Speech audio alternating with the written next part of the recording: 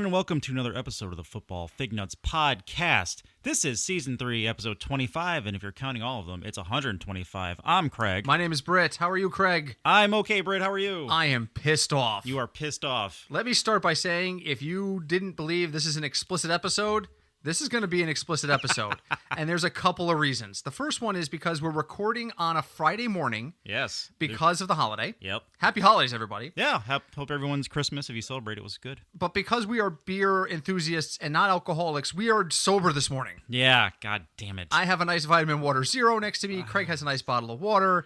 So there's the first reason I'm not happy. The second reason I'm not happy is because this week in DFS, Craig, I broke two of my long-standing rules. Which ones? I did not stick to my budget. Okay. I wagered way too much money, but twice as much as I was supposed to. All right. It happens. And number two, I listened to one person when I should not have. Oh. So those who listened last week to episode 24, the episode where Britt knew nothing, know that I was scared. I was like, I don't know what to do. So I spent a lot of time. I listened to a lot of fantasy radio, particularly the Sirius XM channel, all week, particularly at the end of the week. Jeff Mans was all over Joe Mixon. Yes. Joe Mixon. They actually worked it into a commercial where you heard him scream, Joe Mixon is a must start in DFS. Yeah. Wow. And so I was like, you know what? He's got a point. The matchup is really good. Everything sounds good. It's Miami. You know, so I put Mixon in virtually all of my lineups. I had a lot of shares of Joe Mixon last week. Yep. Then the news breaks Saturday that he's sick. He's got a stomach bug. I did not do my follow-up work until Sunday morning. And I was rushing around. Holiday stuff, man. It's the freaking holidays. You got family stuff going on all over the place. So Joe Mixon remained in my lineups. So Jeff Mann's got a lot of hate on social media because of this. Okay. And his response is why I'm pissed off. All right. His response was, well, if you listened to our subscriber-only chat Saturday night or Sunday morning, you would know that I backed off of that. So let me understand this. You are a paid professional by SiriusXM. You are paid to produce a broadcast Monday through Friday for like an hour and a half. Right. In addition, you are the owner-operator of at least two fantasy sites that I know of. So what you're telling me is that you can say one thing Monday through Friday, learn one piece of information, and then go on your private subscriber only, tell us something completely different, and that's okay. Not through XM. No. It's $100 a year to subscribe to his site. $100 a season to subscribe. So I pay for SiriusXM because I love the stations and I love all the stuff there. It's okay for him to tell me Joe Mixon's a must start. But when the news changes on Saturday, he doesn't tweet out there's a change. He doesn't put anything out on social media. And this is a dude who loves to live broadcast on Twitter. Loves it. He does it from his car, doesn't he? Does it from his car. Does it when he's driving to work, which I don't know about the safety of that, but he does. But you can go on your subscriber only and say, no, I've changed my mind, and that's okay. You can't fault him for that, according to him. So here's where I'm pissed off, and here's where the explicit. So if you're listening with kids, now's the time. F that shit. Seriously, what you're telling me is that the money I pay to SiriusXM that you receive a share of and I don't give you another $100 a season for your website, justifies you to go ahead and withhold or change information? No, it's not fair. It's not right. It's not right. You basically said there's two tiers of people that I make money off of. The people who pay for the radio and the people who pay me directly. That is bullshit. It is a bullshit coward move. So I'm sorry. I'm done listening to him now. I'm done listening. So now here's the funny thing. Okay. One of the sites he owns I used to be a subscriber of. Okay. This week, I get an email. Just yesterday. From that site. From that site. We miss you. Come back. We'll give you a $70 discount. No, I'm not paying $20 for your crappy site now. Now that I know how you guys operate, and it's not even about, okay, well, you want to treat your subscribers well. You want to give specialized. That's what articles are for. That's what that kind of stuff is for. So to me, that says you have a crappy business model. I'm not giving you my money. I'm not. If you're going to tell me one thing on Monday, tell a different group of people something on Saturday, and say that's the way it rolls because I want to give my subscribers inside content, That is bullshit. That's a bullshit model. And that's why I don't want to ever go to a pay site. We have talked about on this podcast doing Patreon, doing something where people could donate if they wanted to. We've talked about that. We're never going subscription. I'll tell you right now. Never. No, but we take donations. Never. We'll take a donation, but I am never going to reach a point where only certain people have access based on how much money they're giving me. That is BS. And what that tells me is I no longer value that person's experience or that person's opinion. So you know what? I know he doesn't listen. I'm not going to put this into the title or anything like that. I don't want to start another Twitter war. I've already had one Twitter argument with this guy. Oh, yeah, I forgot about that. But listen, if that's the way you want to run a business, don't expect me to take your advice or take you seriously, because what that says to me is you're about the money. You're not about the product. You're not. You're Hydrox. You're not Oreos. Oh. Okay. I'm done with my rant. I was so annoyed. But what would have made that acceptable for you? Anything? A tweet in the morning. Breaking news. Joe Mixon illness. Maybe you know what? And I'm not married to his Twitter. It's possible I missed it. And if he did, then I openly apologize for that. But I didn't see it. I looked. I saw nothing from this guy in public sources saying there's news on Joe Mixon, back off. Nothing. And when he got hell the next day, or hell on Monday, and he got a lot of hell for it because he was tweeting about the hell he was getting for it, his response was, if you listened to the subscriber-only chat, if you participate in the subscriber-only chat, you would have known this. So basically what you're saying to the world is, everything I say Monday through Friday is bullshit. Only the people who pay $100 a year get the real information. And you know what that says to me? Yeah. You're no longer worth my time. So there it is. Yeah, because the weird thing about that is, like, when did he know that Joe Mixon was sick? When we all knew Joe Mixon was sick, Saturday morning. It happened after the broadcast. I'm not going to fault him for spending Monday through Friday all week talking about it, but you got to follow that up. If you're going to sit there and scream about it, you got to follow it up. You know people are listening to you. You know people are taking your advice. You got to follow it up. You have to have some sort of responsibility to the folks who listen to you on the radio. That's my opinion. My opinion is they're a terrible businessman, and I don't like anybody associated with that site. Over time, I'm just like, You're just all right, done with it? I am. You're keeping your XM yes stuff. He's only on for like an hour a day. I listen to everybody else. I still love listening to John Hanson in the morning. I love listening to, oh God, what the hell is their name? I love RotoWire. I love, it's the ones that, Pro Football Focus. Oh, okay. I know they get a lot of crap for the way they handle their metrics, but their advice is really solid. But, you know, I can't.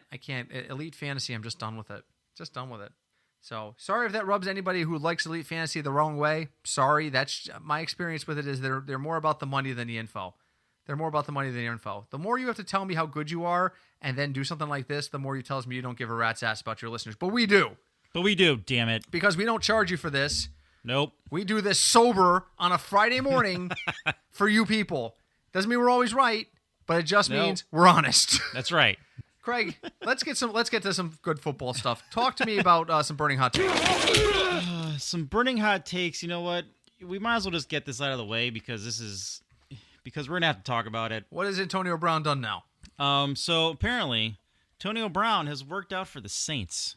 I did see that come across the wire this morning, but I hadn't had coffee yet, so I hadn't read it. So he's actually in New Orleans? He was in New Orleans. He did a workout with them, and New Orleans said they have to do their due diligence. That means they have to call Roger Goodell and ask, if we sign this guy, are you going to put him on the exempt list? That's essentially what that means. This is a phone call to the head office and say, is the only reason you haven't exempted him is because he's not under contract? Because if that's the case, then that's a problem. But, yeah. I mean, it literally just means they're going to check with the league to see what the league status is. It really does. He was supposed to actually visit him today. Yeah. Yeah. But, like, that doesn't work. How does that even work? That doesn't work with Drew Brees, and like, how does that even fit in? He's got to be comfortable with being the number two. I mean, look at the number of guys who have become comfortable with that role over time. I mean, Demaryius Thomas kind of took backseat to Emmanuel Sanders before they cut him. Yeah. Brandon Marshall later in his career, you know, definitely second banana, and he was okay with it. Some guys can do it, and some guys can't. I don't know that AB can do it. I don't think he can. But I think he can sit there and smile and nod for 5 or 6 weeks if he thinks he's going to get a Super Bowl ring out of it. I think he's okay with being the second banana to Michael Thomas for 5 or 6 weeks while he gets a shot at a Super Bowl ring. You think the Saints are like I don't know. You think there's something up with Michael Thomas, or you think they're Possible. just desperate because of what happened last year and they just feel like they need something else? It's possible.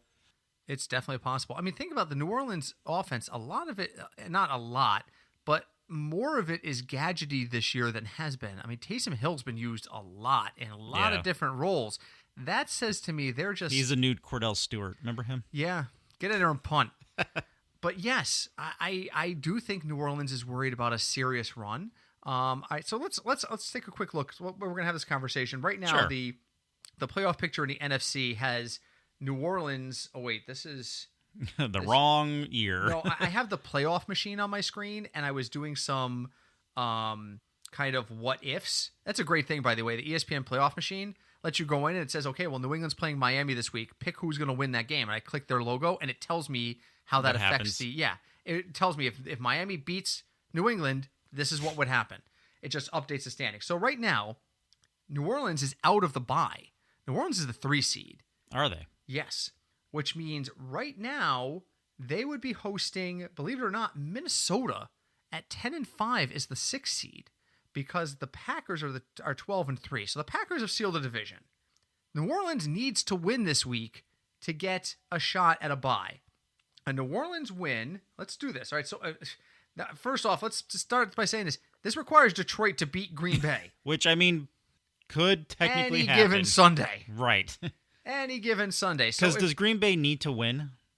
If they want to keep the bye, maybe. So if let's say that game ties. Okay, again, using this thing. So all right. Green Bay and Detroit ties. Where is New Orleans on this thing? There it is. New Orleans is in the Panthers, at the Panthers. If New Orleans has shot at the 1 seed.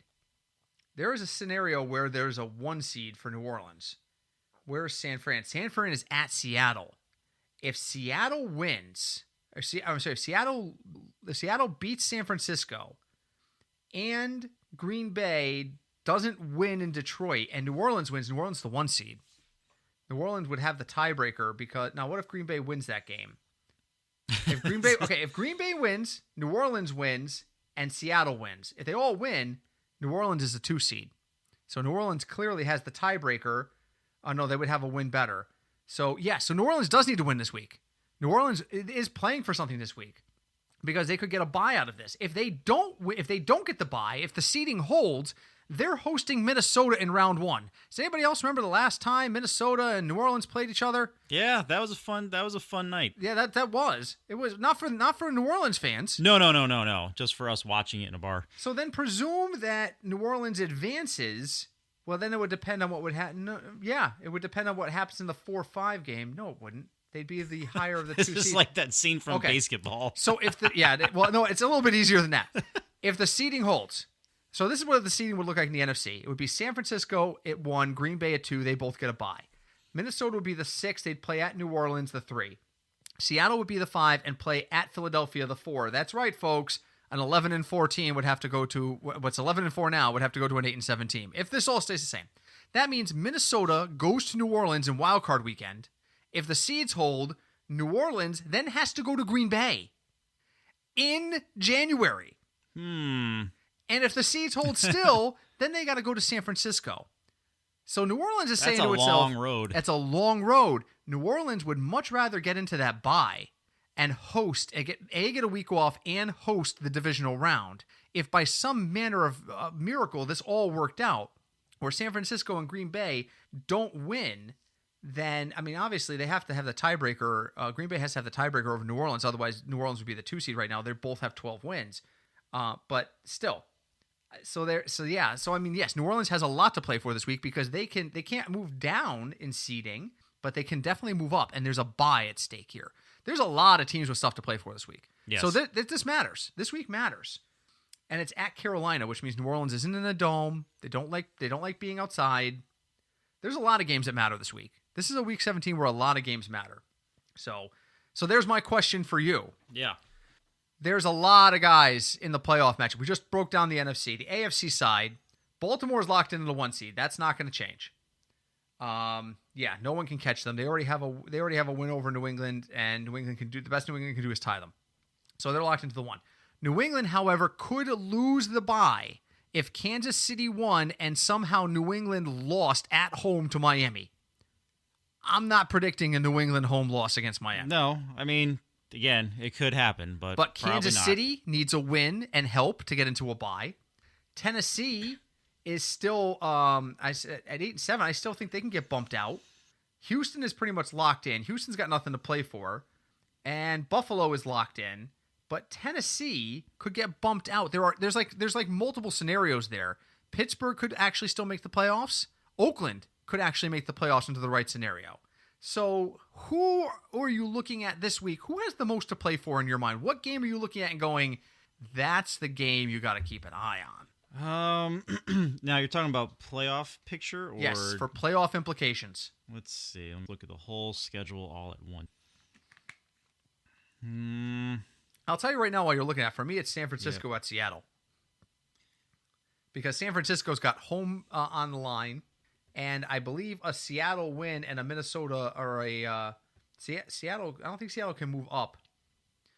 Seattle wants to be the 5 seed. Probably for me, the game that I don't know which way it's like. I really have no idea which way it's going to go. Like, you know, we're kind of assuming that the Patriots are going to beat the Dolphins. Yes. And the Bills are going to beat the Jets. Yeah. And the Packers are going to beat the Lions. Yeah. But the one game that I think is really interesting, could have several implications, is the Titans versus the Texans. Yes, absolutely. And the Texans have nothing to play for. Nothing. They are locked into that 4 seed, I believe. Yep, they are. Yeah, because Kansas City already has the. No, wait a minute. No, didn't they lose? Didn't they beat Kansas City earlier this year? I believe so. If Houston. No, okay, hold on. I'm joining it right now. Yes, all right. Houston does have something to play for. If Houston wins and Kansas City loses to the Chargers, they would swap spots, and Houston would become the 3 seed. Kansas City would be the 4 seed in that situation. So Kansas City has a lot to play for. They can move down. Kansas City could be anywhere from the 2 to the 4 seed right now, and that 2 seed gets them a bye, and that 4 seed, they need to win. There's no question in my mind. What seed are the Cowboys? They're not. Right now, Not Philadelphia is in the playoffs. Cowboys would have to win, and Philly would have to lose, I believe. Hold on, let me run it through the generator. All right, so I've got, where's the Cowboy game? Where the hell are the Cowboys playing? 4 o'clock, There Redskins. If the Cowboys win, Philly has to lose or tie, I think. Where's the Philly game? They're playing the Giants. There it is. No, Philly has to lose outright. Wait a minute, no? That's how complicated the playoffs are, folks. Yeah, there it is. Okay. Dallas is only in with a win against the Redskins and a Philly loss. Philly is in with a Dallas loss, a Philly win, or a Philly tie. And not either or win or loss. They just have to win. If they win, they're in. If they win, they're in because then it doesn't make a difference what Dallas does. And the schedule makers have been kind. These weird games all appear to be at the same time. Yes. I think Houston's a later start. Is Houston a 4 o'clock? I think Houston might be a 4 o'clock. But the Chiefs and the Patriots both play at 1, and they're the 2 teams looking at each other. Who's the other one I was looking at that both play? They both play at 4 o'clock. I think Cowboys and Eagles both play at 4. They're both afternoon games. Everyone's on at the same time, which is good for fantasy purposes. Yes. Because that means if Patrick Mahomes is playing at 4 o'clock, Kansas City plays at 4 o'clock, which is not happening, and the Patriots play at 1. If the Patriots win at 1 o'clock, the Chiefs have nothing to play for. Right. There's literally nothing to play for. So they will, all of a sudden, you go from having the Chiefs will bench their players. They will bench their players for 4 o'clock, but because they're all playing at the same time. They can't. The Chiefs will scoreboard watch, but unless they're winning big or New England is winning big, they're going to keep their starters in. There's a chance of a bye. So that's, same thing with the Saints. Yeah, playoff scenarios are crazy this year. I mean, I'll actually pull it up here, see if I can find the playoff scenarios real quick. So all right, so that's question number 2. What else you got for me? Another thing that came across the newswire today is the team that I'm disappointed in this year, the Falcons. Yeah. Remember how we thought that maybe Dan Quinn it's time for him to fly away? I thought they were going to fire him at the bye. I really did. So Dan Quinn and Thomas Dimitroff are coming back next season. I don't think that's the smartest move for the Falcons to make. I don't either. I don't see a point to it. What are you going to get? You're wasting the prime of your guys' careers. Yeah. You need to make a change. Let's see. He's been 23-24 since the Super Bowl. Yeah. That's been their record. Yeah. All right, here we go. Yep. Here Britt we got go. another notification. No, I'm just looking at the I'm looking at the playoff scenarios. So Oakland can still make the playoffs. So you ready for this? This is how hard it would be for Oakland to make the playoffs. We haven't even talked about the Colts. The Colts are still technically alive. Oakland gets the last playoff spot at 8-8. If they win, Pittsburgh loses, Tennessee loses, and Indianapolis wins, because they'd have the strength of victory tiebreaker over Pittsburgh. That's how big of a tie that would be. Oh my God, this is nightmarish.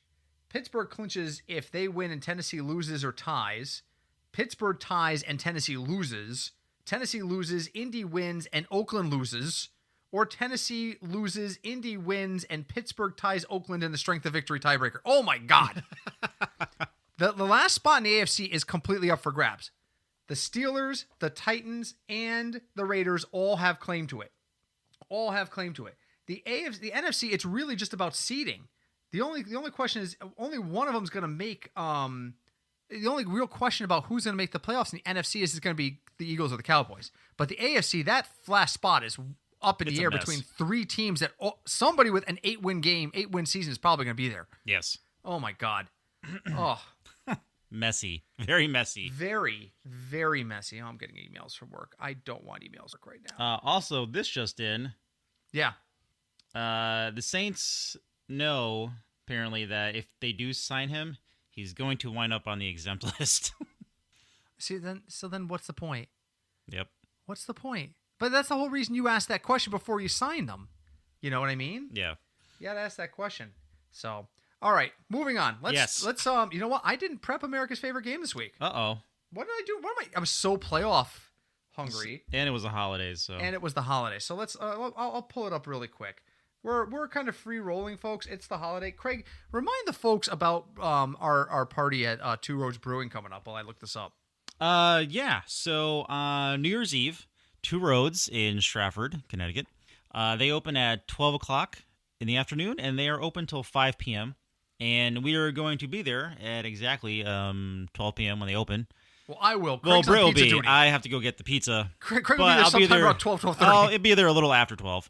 But yeah, we kind of hang out towards the back of the you won't have a problem finding us. tasting room. Yeah. Luckily, actually, I think they're going to hopefully they'll open the other two little bar areas back there. They're not opening the extreme back area. The side one? The one in the back wall. Yeah. Because they've already told us we can line up our food there. Oh. We're using that counter space for food this year. Nice. So, yeah, that was Jasmine. Jasmine got us that. Hi, Deb, by the way. Hi, Deb. We're looking forward to seeing Deb at that party. But yeah, if you want to do something before you do anything for New Year's Eve, then stop by. I've reached say the hi. age. I've reached the age where I don't want to be out on New Year's Eve. You know what? I never really did. I don't enjoy it. I don't like people. That's fair. Wow, there was a long silence. I don't like people. No, my issue's always been like me usually having to work the next day. Oh yes, and you work in retail. This is, by the way, folks, that's the real reason we're recording on a Friday. I work in an administrative role for a nonprofit. Craig's in retail. The holidays are nightmarish for us, scheduling wise. Nightmarish. We're just, when Craig was like, we're not going to record on Christmas, and I got to work on Thursday. I'm like, dude, there's no games until Sunday. There's no Thursday game. There's no Saturday game. We can just wait. Yep. We could just wait. So we did. All right, so listen, I got the over-unders up. All right. Good news, bad news. What do you want first? Good news. The good news is there are only 1, 2, 3, 4. Wait. No, dear I don't God. know how to count. 2, 3. 3 games under 40. Okay. The bad news is there are no games over 50. All right. So you're only doing low. So, Craig, there are 3 games on the NFL slate in Week 17 where the over-unders are under 40, and that is typically kind of an avoid warning thing. So tell me, with 3 strikes, give me some of the games that people should avoid because their totals are under 40. Jets, Bills. That's correct. That's a 36. That's a 36. And Buffalo's only a 1.5 favorite at home. Does Buffalo need to win? No. They're locked into their spot. All right. Pretty sure, because they're the 5 seed. They can't win a division. The Patriots have already clinched the division, so they can't move up. And they've already got 10 wins, and the second team's going to be 8 or 9. They're locked into that 5 spot. All right. So this Buffalo's playing for nothing. And so is the Jets. But that's beside the point. That's not a game I'll be watching, folks. Let's go Colts Jags. Where are you on my list? Sunday afternoon. No, that's a 43. Hmm. That's a 43. So, no, that's strike one. There's two more. Browns Bengals. Browns Bengals. No, that's a 44.5. Neither of those teams have anything to play for either. They don't. That's strike two. You got one more, and I got still two on the board. Let's see. How about... these are a little rough. How about Raiders Broncos? Strike three. Oh. The Raiders can still make the playoffs, so they're still playing for something. That's a 41. The other games were Pittsburgh at Baltimore, and I guess the easy reason for that is because Lamar Jackson is not playing this week. Listen to me, DFS people. Unless this changes between now and Sunday, do not start Lamar Jackson. Somebody will. They will. I will see a report the day after that Lamar Jackson was 1.2% owned in tournament format. Why? He's not going to score any points. He's not saving any money. He's the most expensive quarterback on the board because the values came out before the announcement. All right, so that's the other one. The last one was Chicago at Minnesota, because I don't think Minnesota can go anywhere either, and Chicago is dreadful. So Minnesota may rest its starters. So that's the whole reason we talk about this is you're not going to target games with nothing to play for. Atlanta at Tampa Bay. Well, they're two high passing teams. You still might want to go there. Cleveland at Cincinnati. Not going to touch it. Green Bay at Detroit. I'll consider because Green Bay can benefit from a win. New Orleans at Carolina. I'm going to touch that game. New Orleans needs to win that game. LA at Kansas City. I am absolutely going to use the Chargers and the Chiefs in that game. First off, Phillip Rivers hates the Kansas City Chiefs. Hates them. And he knows he's in trouble. He wants to go there and win this game. He wants to screw with the Chiefs, and he wants to show that he's not done. So that's an absolute game. Chicago at Minnesota, probably not touching it. Miami at New England, why? Jets at Buffalo, no. Philly at Giants, maybe. It's probably Eli's last game. Although, what's his name is back. So, but don't be shocked if Eli skeeks into that game. Don't be shocked. Indy at Jacksonville, Washington at Dallas. Dallas has to win that game to get to the playoffs. That's the game I'm going to look at. Oakland at Denver. Oakland is actually playing for a playoff spot. They need help, but they're playing for a playoff spot. So again, that's a late game. So really, they may be out of it by the time the tip-off comes. You have to watch it if you're going to use Oakland players. Arizona at the Rams. Nobody's playing for it. How are the Rams not in the freaking playoffs? My God. Would you have thought that last year? There's no way when the season began that I would have thought that there was a chance the Rams don't qualify for the playoffs in 2019. No chance. Yeah, I guess they are too girly focused. No chance. Pittsburgh at Baltimore, no one cares. Tennessee at Houston, only people in those two towns care, but Tennessee needs that win. And San Francisco at Seattle might be an intriguing game. It really, really might. I mean, that might be the best game to watch. Would you use Marshawn Lynch? No. We didn't even talk about Marshawn Lynch coming back. Oh, yeah, folks. Marshawn Lynch is back. Because all of Seattle's running backs are dead. I'll say this. So Seattle is looking like they're probably going to be the 5th seed. Unless something happens and they swap with Minnesota, which I don't know is possible. The 5th seed is going to go to whoever wins the NFC East. Because it has to. That's just the way the system works. Do you like Seattle at Dallas? Or do you like Seattle at Philly? Their running game is gone. Just run a nickel D all day long. I'll let Russell Wilson run for 5-yard gains all day. All day. I think maybe Philly. Did you see, by the way, the first drive of the Bears-Chiefs game last weekend? I did not. Okay, so the 3 of the first 4 plays were designed Mitchell Trubisky runs. Okay. 3 of the first 4, not like, oh my God, he's scrambling. Like, it's a made fake a play for him. Yes, these are designed runs. On the third one, he decided to not slide until the last minute. He didn't begin his slide. He got walloped by a Kansas City player who made helmet-to-helmet contact. No flag. Okay. And the reasoning was, he didn't lead with his helmet, but Trubisky started to go down, and as Trubisky started to go down, like literally as the guy had his hands on him, he hit him in the helmet. And the fans went nuts. That's helmet-to-helmet. You can't hit a quarterback. The rule guy comes on and goes, he ran past the line of scrimmage. He becomes a runner. He lowers his head. If he lowers his head to initiate the contact, they're not going to throw a flag there. You didn't see another designed run for Mitchell Trubisky the rest of the half. It was kind of like, oh, crap. Wait a minute. Wait, whoa. That can happen? We can't do that. Wait, no, don't do that. Poor Sean. Oh yeah, that Bears. When we get to our offseason, we'll talk about the most disappointing teams of the season. The Bears have to be in that conversation. Have to be. I mean, the Rams are probably going to bail the Bears out. Probably. The Bears walked in there and went, "We were in the playoffs last year, but we're only going to win a half dozen games this year." And the Rams went, "Hold my beer." So, is what it is. Let's talk about the metric. All right. Let's go. The metric and I had a long heart to heart this week. Oh, yeah. After Christmas, it was just a Christmas. Yes, we sat down. I tried to pour a beer on the computer, and my wife said, "Don't do that. It's not good for the computer." And I said, "Okay." I had a beer with the metric, and I said, "Listen, week 16 was a shit show. You gave me nothing to work with, and I ended up listening to Jeff Mans." You saw how that ended. I would have been better going off to one of the guys that's holding a sign on the edge of the highway and go, "Here's $10. Tell me a random football player." And the guy could have looked at me and went, "Gale Sayers," and it would have been a better pick than anything I got from the broadcast this week. So this week he came back with some stuff. First off, quarterbacks. There's far fewer quarterbacks on the list this week because a lot of these quarterback statuses are up in the air. So let me say this clearly because we are not elite fantasy sports. All of this information is subject to change in the next 2 days based on what teams decide to do in playoff races. If you're going to use a team that has a late start in particular, you have got to watch the playoff scenarios. Because if certain things happen in the 1 o'clocks that influence the 4 o'clocks, don't come yelling at me. The exception to that is Dallas-Philly because they both play at 4 o'clock, and the only game that matters to those two teams is the other team. Dallas is only worried about winning and Philly losing, and Philly's only worried about winning and Dallas losing, and they both play at 4 o'clock. But otherwise, you got to keep on the eye on those matchups. That being said, I love Patrick Mahomes this week. 7,200 on DraftKings. I've got him slated for 25 points. That's 3.4x. And again, they have stuff to play for, and he eats the Chargers alive all the bloody time. It's just a great matchup.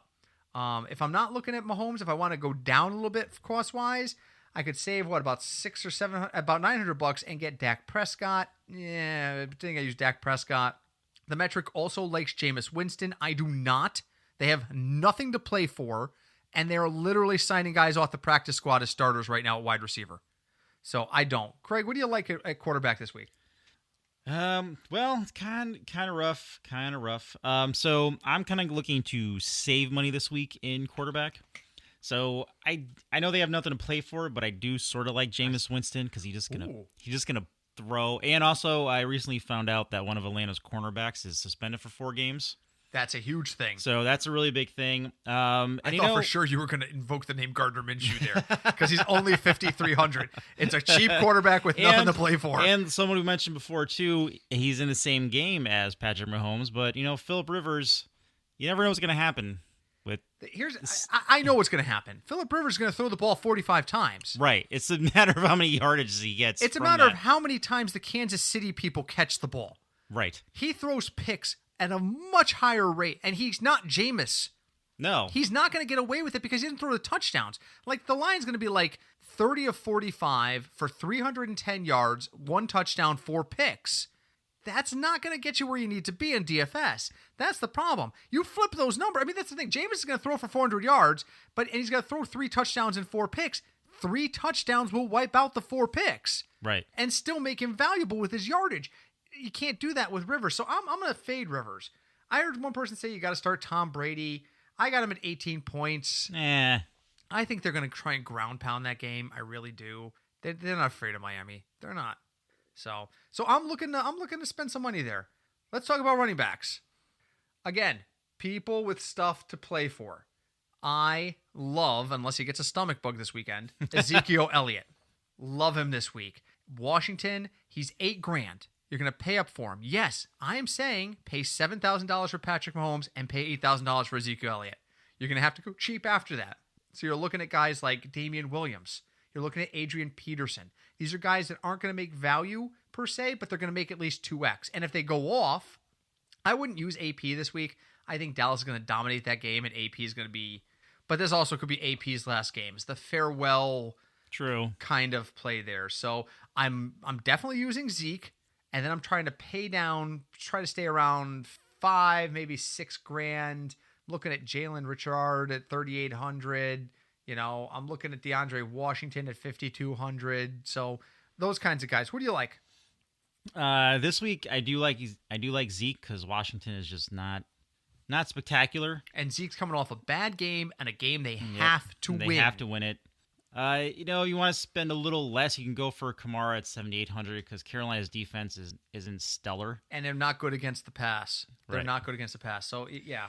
Another one I like, he's a little lower on the list. I do like Aaron Jones against Detroit. Again, same reason. Can't trust him. I know, but Detroit's defense also not stellar. Can't trust Aaron Jones.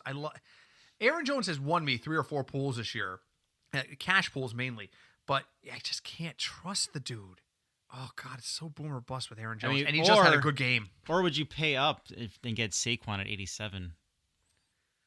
You know what's crazy? Last week I had him in my lineup, and I second-guessed myself and took him out. I benched him in 2 lineups. And you know who I benched him for? I was so pissed. Do you know who I benched him for? Was it Joe Mixon? Joe Mixon in one of them. Joe Mixon, because I wasn't paying attention. Again, as much as I'm railing on Jeff Manns about that whole thing, part of it's my fault. I have to own my part of it. It's not like this was hidden from us until 5 minutes before kickoff. I just got so involved in holiday bullshit right. that I put my phone down and I stopped paying attention. You've got to pay attention. So I don't know. Anyway, all right. So there we go. So there's some options there. Wide receivers a little trickier.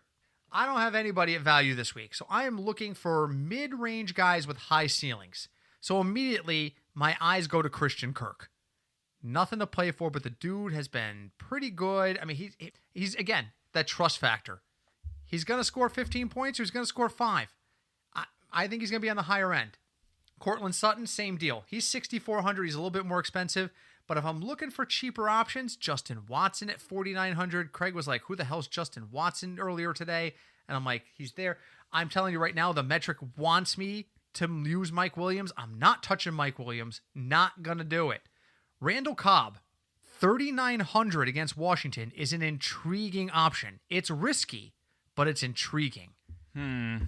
So I'm considering that. Terry McLaurin, again, another steady option. Again, Dallas needs to win that game, and Washington's going to try and keep it close.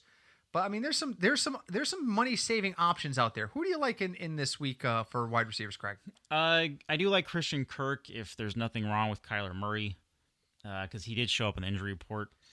Always, that's always. A possibility. I'm still big on Cortland Sutton this year. Yeah, he's playing Oakland. He's 6,400. Yeah, and Oakland's not been good. Keenan Allen and Mike Williams are playing Kansas City, but man, they disappointed me this year.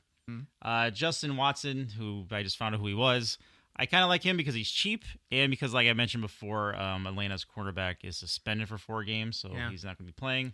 I mean, if you're using Jameis, then using Justin Watson makes a lot of sense. Right. If that looks like it's a solid stack up.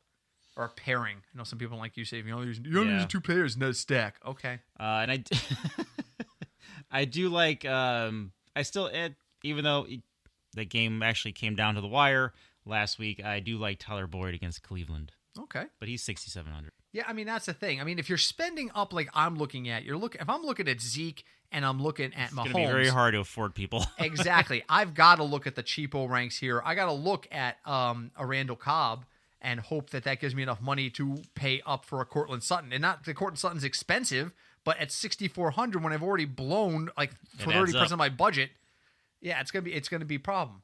Tight end. I don't even know what to tell you about tight end.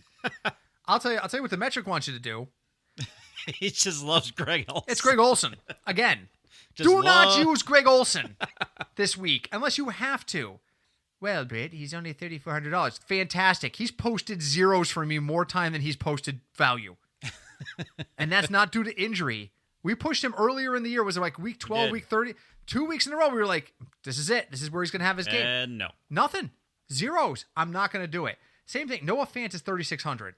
You know who I want to use? I want to use Darren Waller. The problem is Darren Waller's 5,400. Yeah. So honestly, I'm looking at, who's actually been semi-reliable? I hate to say this because it's the kiss of death.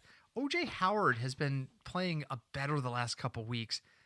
I got to think at 4,300, he's a decent value play, more so than Hunter Henry at 4,500. I don't know. Part of me really wants to use Darren Fells at 3,100 because he's 3,100. That is true. I was actually looking at him too and O.J. Howard. I kind of like Higbee. Oh, yeah. But again, where is he's he? Also expensive. He's number 10 on the.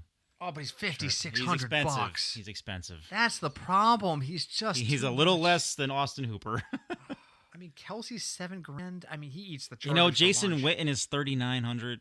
No, pass. I'd rather use Fells at 31 or Kyle Rudolph. No, I won't say that. I won't say I would rather use Kyle Rudolph than Jason Witten. But I would rather use Darren Fells at 3,100. Dawson Knox is Where's he? 2,700.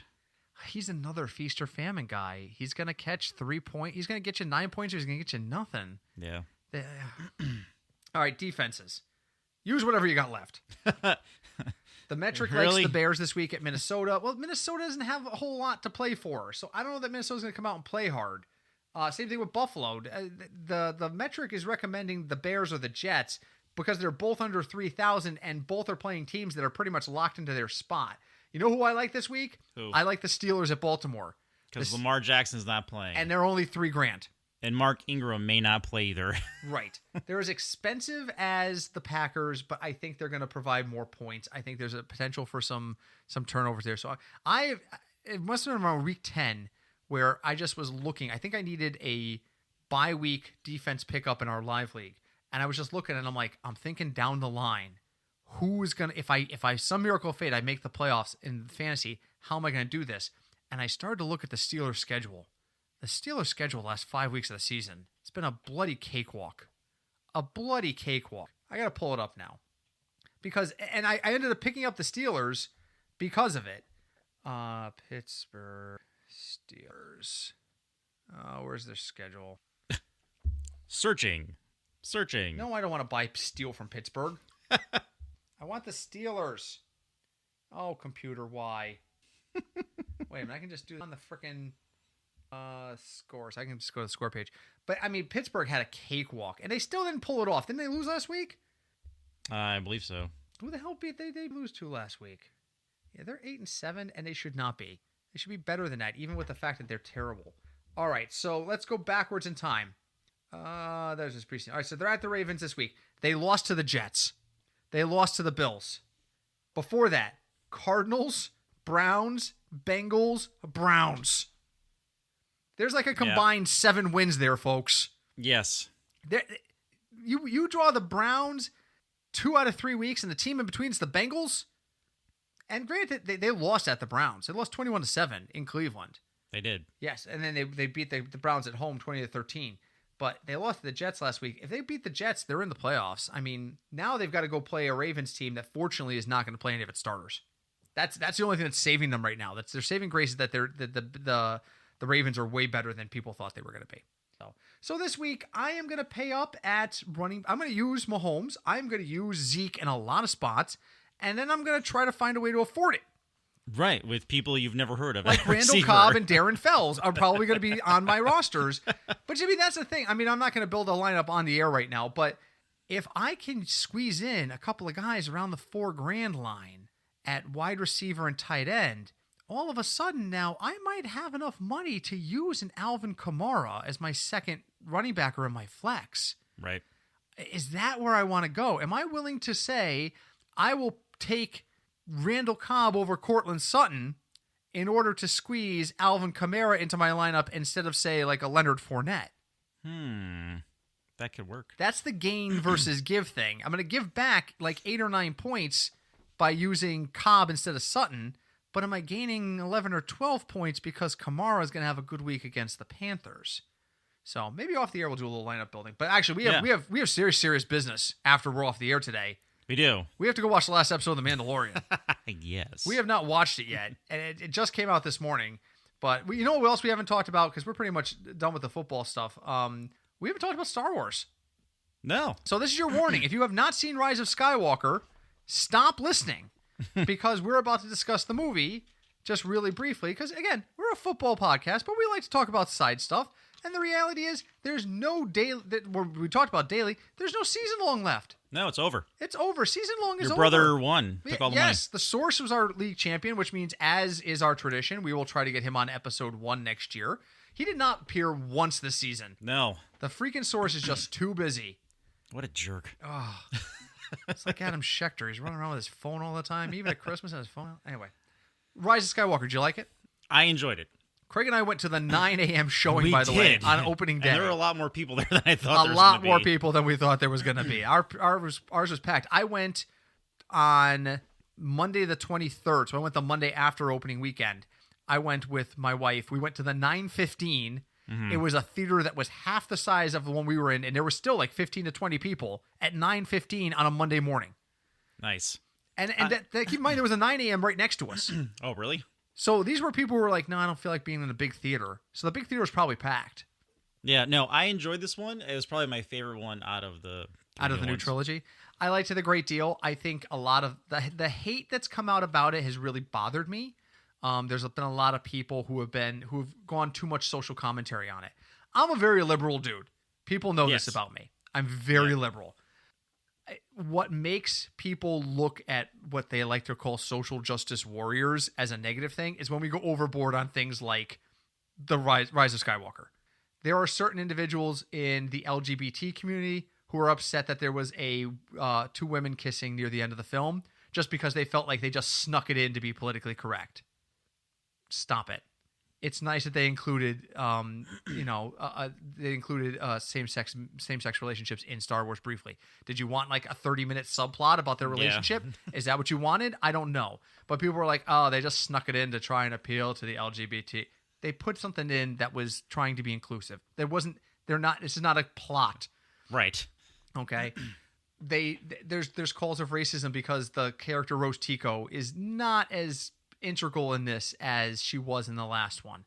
Stop it. She was a minor character in the last one too. They just kind of overblew it. I didn't like her in Last Jedi as much. Not that she's a bad actress. I just didn't like the role.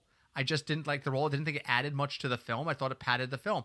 I'm not upset. I don't think it has anything to do with the fact that she's an Asian actress. Stop it.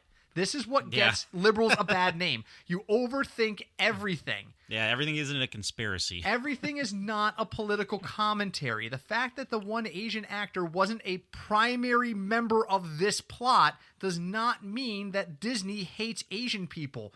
This is what drives me nuts. So I'm hearing all this hate, and all this hate is very social conscious, kind of hidden meaning. No, it's bloody freaking Star Wars. And yes, Right. Star Wars does have a lot of social commentary in it. You want to see social commentary? Watch watch episodes 1 through 3, which was issued when George W. Bush was the president, and basically every one of those movies had some sort of shot at George W. Bush in it. They are politically active. George Lucas has been politically active in his movies, but not every single thing. Not every scene in line has a secret meaning. Exactly. Not everything. Just enjoy the. Why are you going to a movie if you're not going to enjoy it? No, I think all this started with the last one. I think people were sort of okay with the first one, and then the second one came out, and that's the one everyone seemed to, for the most part, disliked. I mean, there was one guy who was saying that the fact that the other defector stormtrooper that befriends Finn, Yeah. and I don't think they ever gave her a name. I think they just gave her they just said her designation. Yeah. I don't think they ever gave her a name, but she was African American. So one guy was like, "Well, this supports my theory that all stormtroopers are African American." Did you watch Mandalorian or any Star Wars? I don't, but I mean, I'm sitting there ever? like, what? I mean, I'm just like, guys, stop reading. And then it's like my whole company defected. Well, I'm looking at your whole company. I see a lot of different faces. I'm not, Yeah. Stop reading so much goddamn. It's Star Wars. And the original stormtroopers were clones yes, of Jango Fett. of Mandalorian. I mean, I don't know. I Yeah. think my biggest criticism of it is you're going to find out very early on that the Emperor's alive, and the explanation for his life is, well, the dark side's really, really cool.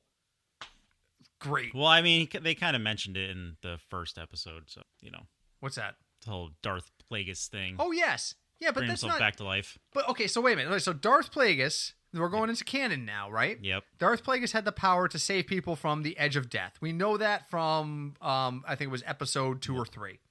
We know that. We also saw the Emperor use his force powers when Vader was on fire on the lava planet. Put his hands on him when he said, get a medical capsule. He clearly was doing some mumbo-jimbo there until they could mechanicize him. We're talking about something completely different. This guy fell down an elevator shaft into a power core and then somehow teleported his spirit and or body halfway across the galaxy to a planet that no one else knew about. Yes. That's not kind of the same as like healing powers in the Force to me. No, he never said it was healing. He said he bring himself back from death. Okay, so but I don't like that because it just leaves the door open for Disney to pull up another freaking trilogy. No, I think they're putting the brakes on movies. Episode 10, The Return of Palpatine. I'm not doing it. I'm much more happier with The Mandalorian and the short. Mandalorian's amazing. You should definitely watch it. If you have not watched The Mandalorian, it is not all Baby Yoda. Baby Yoda is a central part of it, but oh my God, it is so much more than you're watching it for more than Baby Yoda, unless you're my wife. So, all right, let's wrap up there. So, final thoughts. Really quickly, I helped a lot of people in my store this past week. I actually met several Chief fans. Really? Yes, which I was surprised about because it's like when I meet a Bengals sitting fan. here in a Chief shirt, by Britt the way. is in a Chief shirt. But this one couple, Robert and Kat, I helped them, set some stuff up, and he was looking at his fantasy scores, and we started talking, and found out he's a Chiefs fan. I'm like, oh, really? I'm like, how did that happen? And he told me this quick side story. Basically, his dad is a Jet fan, always had season tickets, since they were the Jets. And then I guess his dad brought his brother to go see a Jet game, and he was supposed to go too, but he was younger, and I guess the weather was bad, and they didn't want to bring him. Okay. So he was so mad, and the Jets were playing the Chiefs. He was so mad that he didn't get to go to the Jet game. He became a Chief fan just to anger his dad. Yeah. Wow, that's spiteful. So now he said he's been a Chief fan ever since. You told him about the podcast, right? Yeah.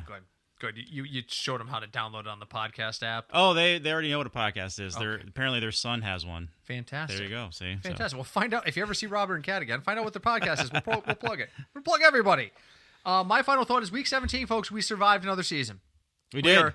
The fantasy season is over in season long. DFS will go on through the playoffs, so don't give up. You know what? There's going to be a captain's thing for the Super Bowl.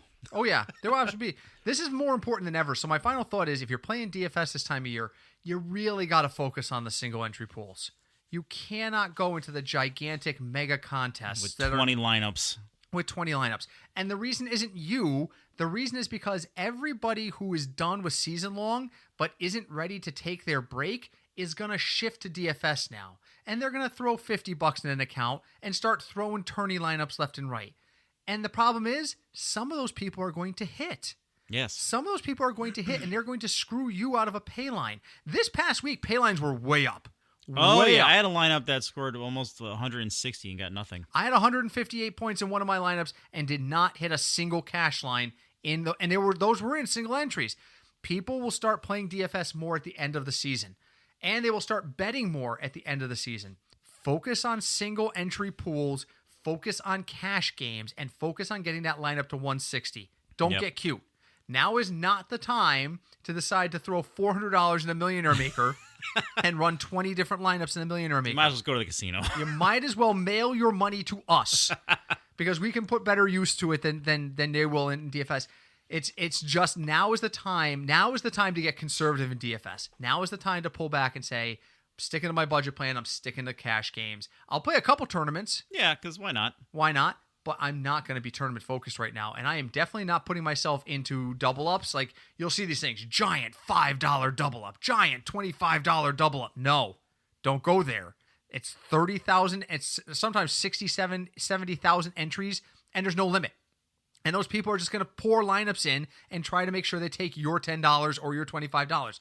Single entry, 3 entry max, limited pools, smaller pools. Yes, those are generally smaller pools too. Smaller pools. I see them sometimes too. I'll see $5 single entry pools, and I'll see 3 of them right in a row. And one of them, 30,000 max entries. The next one, 5,000 max entries. The bottom one, 2,000 max entries. You know which one I'm going in? I'm going in a single entry pool that only has 2,000 people in it. Yes. That is the pool I'm going to win with 155 points. I am not winning a 30,000 person double up with a 150 point lineup. Be smart on your lineups. Be smart. And Happy New Year to everybody. The next time we come to you. Yes, Happy New Year. It'll be 2020. Scary. It'll be scary. If you are in the Stratford, Connecticut or Fairfield County area and you are not doing any kind of New Year's Eve, we will be at Two Roads Brewery, as Craig mentioned, from 12 to 5. Come join us. Come say hello. Cinch wants us to do a live we're not broadcasting live from there. Nobody wants to hear anything I have to say after I've had 3 or 4 beers at Two Roads. People don't want to listen to me, so... And this is, believe it or not, this is episode 25. We are halfway through our broadcast season. Yes. So there will be more episodes. So the end of the season does not end our season on our end. We will be doing prep work as soon as the season ends. We'll be here with you through the playoffs. We want to thank everyone who joins us on a weekly basis. The 6 humans, Deb, and the handful of dogs that will listen to this because there's nobody at the house. We really appreciate that you guys tune in and keep doing so. So we will be back next week. What day next week? Who knows? Because it's freaking holiday again. So we got to work our schedule around. And again, we work in very different fields with very varying schedules. So I'll see if I can use "very" anymore in the sentence. But we'll be back next week, and we'll be focused on the wild card weekend of the playoffs. So until then, my name is Britt. I'm Craig. And we are the Football Fignuts Podcast.